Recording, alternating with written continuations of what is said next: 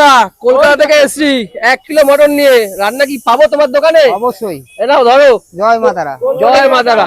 আরে কিরকম করে রান্নাটা করবে একটু বলে দাও। কষিয়ে রান্না হবে। আচ্ছা তারাপীঠ এসছেন, কাজল হাতে রান্না খালি একবার খেয়ে দেখুন। জয় মা তারা। জয় গুরু বামদেব। তবে কিন্তু মা তারার আশীর্বাদ, সেই জন্যই কিন্তু এরকম ভিড় হয়। আর একবার যদি তোমাদের এই হচ্ছে ভিড়টা, একবার দেখো জাস্ট। তো ফাইনালি তো কাজল দা মাংস তো দিলাম, কতক্ষণ টাইম লাগবে? 1 ঘন্টা লাগবে। 1 ঘন্টা টাইম লাগবে? কাজলদা সবাই তো তাড়াতাড়ি করে দেয়, তোমার এখানে 1 ঘন্টা লাগবে কেন কাজলদা? সময় লাগবে দাদা, সময় না দিলে কি করে করবো? একদম স্পেশাল ভাবে বানিয়ে দাও। অবশ্যই। আচ্ছা, ওই জন্য সবাই একবার খেলে বারবার আসে নাকি? হ্যাঁ হ্যাঁ হ্যাঁ। আচ্ছা, তো যে বাজারা যেখান থেকেই দেখছেন না কেন, কাজলদার হোটেলে একবার আসুন।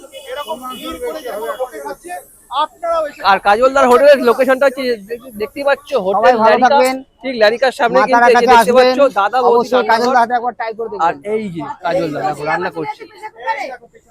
আচ্ছা, আর কতক্ষণ লাগবে পাঠানোর পর? 10 মিনিট। 10 মিনিটের মধ্যে রেডি হয়ে যাবে। বাহ।